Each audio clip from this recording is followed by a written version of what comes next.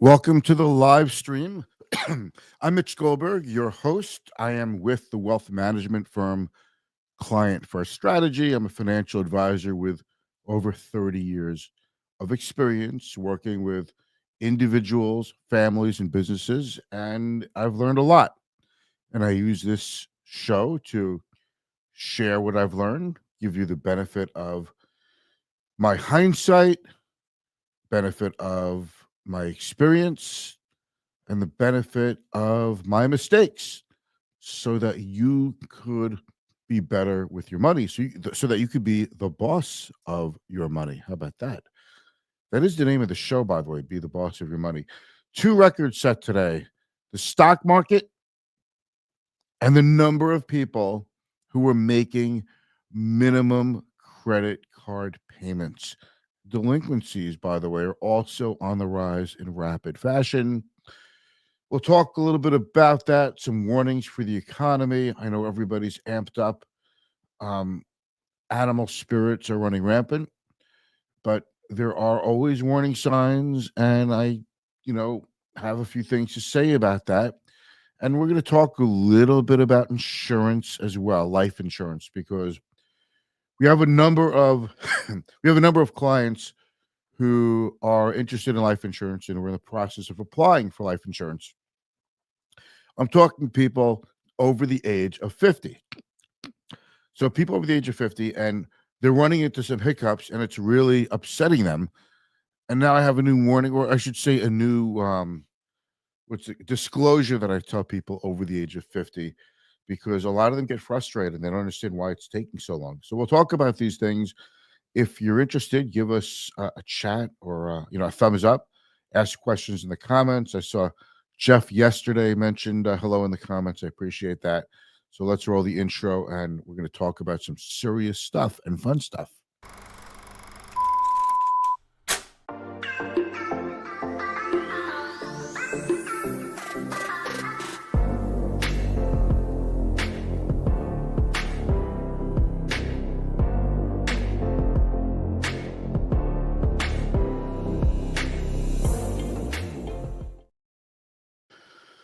All right, thanks for joining me. And we have a couple of things. Oh, hold on. We're not up to that yet. Thank you for joining me. And we're going to talk about a couple of things today. And the first one I want to talk about is the record highs in the stock market, some winners, some losers. So let's just get back to, I like that little transition we do. Let's get back to sharing the screen and I'll put up a different screen. All right, so major averages, new highs in the S&P 500. Let's take a look at some Dow names. I know everyone's paying attention to what's up, but let's take a look at some things here. Home Depot down over $8 a share. Johnson and Johnson down almost $3. Chevron is down. Sherwin-Williams is down a little bit today. Coke, United Health, Honeywell, um, United Health. A lot of stocks in the Dow Jones were down today. But what was up? Well, technology worked. So we're going to take a look at Apple, Cisco, okay? Salesforce.com that's been really well lately. Amazon, Microsoft, and Nvidia. Yes, that is correct. Your eyes do not deceive you. Nvidia is now part of the Dow Jones Industrial Average. If you didn't know, remember when Intel was the kingpin of all semiconductor stocks, that was put in the Dow, and that was the best it ever got for Intel. And 25 years later, Intel is lower now. Can you believe that? It's such a great company, and it's lower today than where it was 25 years ago. Nvidia is now part of the Dow, couple points off its all-time high as well. What drove the market to highs? It's the same usual suspects. The Mag 7, Netflix. Yesterday, when we spoke here, Netflix aftermarket yesterday was up 15%. It was up about $120. So it backed off quite a bit from its high of the day. It's still up almost 10%. I'm not saying it's not a bad day, but those who bought in the morning on the open and who bought in the aftermarket yesterday are probably kicking themselves saying, why didn't I just wait for the market to open and trade for an hour or two before I bought the stock? Nvidia up $4. The high is 153. So we're getting very close to highs there. Microsoft, Amazon, Microsoft up 4%, Amazon up almost 2, Meta up over 1, Apple, Google, and Tesla. You add it all up, though, on the big 7 tech stocks, there's a heck of a lot more green than there is red. Only one is red. So if you want to know what drove the market up, these stocks are now representative of the Nasdaq and the S&P and the Dow. So it's easy to spot why the major averages went up. Hey, by the way, leave a thumbs up if you like what we're talking about, if you're interested in the conversation. If you want to ask me a question or say hello, use the comments. I love hearing from you. It's the best part about doing this. So let's talk about the other record. A record number of consumers are making minimum credit card payments as delinquencies rise. This is a record. And it just goes to show you that it's a tale of two economies. Delinquencies are on the rise, credit card balances are on the rise, and the interest rate, according to I think Bankrate or NerdWallet, the average interest rate on a card on interest on the debt you owe is about 24%, which is about a triple from a couple of years ago. So let's talk about that. If so many people are making minimum payments on their credit cards, and yet we have, low unemployment, it's a pretty tough market. What's the excuse then? Well, inflation, or people just are spending too much money, or they're just used to their spending ways during the pandemic when money was just given to everybody. People haven't adjusted yet. I mean, the pandemic was a couple of years ago already. I mean, 2020, it's almost 5 years ago that the World Health Organization declared a global pandemic. It's almost 5 years already. So let's stop talking about that. Let's start talking about what's going on now. We have an end to globalization. Now, if you've ever been, for example, I live in the state of New York, and people think of New York as New York City and Long Island, but maybe a little bit Westchester, maybe a little bit of Rockland, but New York is a really big state geographically. And if once you get up to, let's say, New Paltz and further north and further west in the state of New York, I'll give as an example, you would know that globalization has decimated upstate New York. There used to be a lot of manufacturing, a lot of plants were here making a lot of stuff. Entire towns were built around companies who they worked for.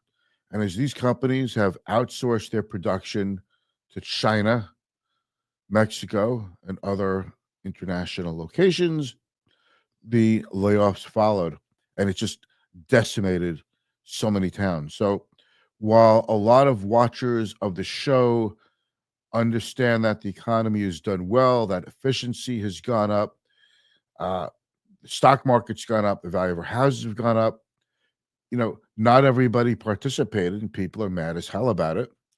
And that right there kind of explains the entire political conundrum of why 50% of each side of politics are so diametrically opposed to one another. That's actually becoming more concentrated as more and more billionaires and multimillionaires come about. But still, we have a record number of consumers, of Americans, who are making minimum credit card payments. This isn't a popular show. I'm just telling you what's a fact of life, what's going on. The concentration of wealth is evident. Does it affect the economy? Well, I don't think it affects the stock market, because wealthy people put more and more money into the stock market. People who want to become wealthy put as much as they can into the stock market. So the buying power keeps coming in. And then when companies like Netflix come in and say, hey, our numbers are pretty good, it justifies the whole thing, the whole cycle, and goes over and over and over and over. This is the international sign language for the cycle going round and round and round and round. Right there. See that? Okay. So that's where we are with that. Morgan Stanley, this is kind of rare when you see a big firm like this. I'm not saying better. Bigger is not better. You want to work with me, and Bobby and Andrew. You want to work with us because we give you the attention. We're smart. We're very experienced, and we are very independent. We are independent thinkers here. We could care less what everybody else is doing. We're doing what's right for you. But Morgan Stanley, let's put this up here. Morgan Stanley Wealth Management is worried and telling clients to get diversified and cut back on U.S. stock. Well, what is the message coming from us constantly is you need to diversify. When we said early in the year and late last year, I said late last year, the key, I think, to stock market success in 2025 is when you take profits and some of your big gains. I don't mean sell all of it, but at least take a few shares off the table and your big winners. Instead of replacing those shares with other tech stocks and trying to find the next AI stock or the next semiconductor stock or the next cloud computing stock, maybe buy something different. Maybe buy a bond or buy a consumer staples or industrial company. Something different. Diversification, by the way, is a strategy. By the way, Morgan Stanley doesn't have to say this, but I do. I don't know why, but diversification is a strategy that mitigates risk, but it doesn't necessarily protect your portfolio from going down in a generally down market. I could see why there's a need to say that and why it should be said, though. Because just because you diversify, when somebody says, "Oh no, I'm very diversified. I have all my money in the S&P 500 index fund," very diversified, 500 companies. When someone says that to me, I think to myself how unsophisticated and how reckless that is, because the top 10 stocks makes up something like a third of the index now. That is not a diversified index. There are plenty of stocks in the S&P 500 that are so insignificant in the overall valuation of how the index is calculated. If they just went to zero, you wouldn't even notice it. Okay, so diversification is a lot harder to do today, and that's one of the things that we need to do. And it's not just about U.S. stocks in different sectors. It's also about bonds. It's also about stocks in different countries. Diversification is not easy, and it's not a promise that you'll do better or won't do worse with your returns. But what it is a strategy that helps us say to you, your assets will be here for you down the road. That's something, isn't it? Because if you remember what happened in the year 2000, when the internet stocks could do no wrong and the internet was supposed to be huge, which was huger than anyone thought it could be, didn't stop the stocks from plummeting. One day, stocks get too far ahead of themselves. When I talk to some people today and say, hey, if you could make 9.6% on average over a 20 or 30-year period in the stock market, that's pretty good. People say to me, they say back to me, why would I invest for only 9 or 10%? That's stupid. I want doubles and triples, and I want them in the next 3 months, or I'm not interested. Okay? There are rare periods when that happens, when you could do that, when you see billions of dollars created out of pure fluff, out of nothing. It takes effort. It takes time. It takes hard work. It takes brains, engineering, software to create billions of dollars. Not just offering a new crypto or a new philosophy, and then a stock takes off. Oh, AI is going to be huge, so let's take the stock and send it from 20 to 50 overnight. It's a little ahead of itself. It's the valuation in AI, the money from AI, the business opportunities. It's taking years for this stuff to pan out, but people are bidding up the stocks instead of waiting years to bid up the stocks. They're bidding them up in a day or two, a week or two, a month or two. So all of a sudden, when you tell people that I live in the world where 9%, 10% annually is a pretty good return over time, in this world today, that's kind of frowned upon. And you know what? We are doing better than that now. We're doing better than that. How can you not? With the market hitting new highs, the S&P 500 was up 23% last year. Yeah, we're doing a lot better than 10%. But I'm telling you, my 30 years of experience, the days when you're doing much better, when you're doubling and tripling the long-term stock market return, those are the uncommon days, not the common days. By the way, you can't invest directly into an index, but you could invest into a security that tracks or mimics an index. Well, let's talk a little bit about insurance, and then I'm going to let you go. Okay. Here's the problem I'm having when I speak to clients about insurance. Let's switch cameras for this. When people buy life insurance, they're often in their 20s or their 30s, maybe low 40s. They're making a family. Their family's growing. They're having kids, more responsibilities, the mortgage, couple of car payments. Life insurance is very important because you don't have the assets at that age. So if you die, you're not leaving your family with enough money to do all the things that you were going to do for them, like send your kids to college and allow your family to live in the same house, in the same community, and so that your wife could or your husband could take care of the family. Okay. And then the insurance goes away because a lot of it's term insurance. So after usually 20 years, people wake up and say, hey, I don't have insurance anymore, or the cash value insurance I have is inadequate, and I'm 52 or 55, and I need another $1 million or $2 million or $3 million in life insurance. Okay. So they apply. They list their doctors. But the thing is, now when you write down your doctors, as opposed to when you were 35, now you're 52 or 55, you have a lot more doctors to write down. And all of these doctors, they take little notes. They take notes and they take notes because it's CYA, cover your ass, right? That's what the medical profession does today. That's how it operates. And then the underwriters of the insurance company get all these notes and they say, hey, your doctor wanted you to take a sleep test for sleep apnea.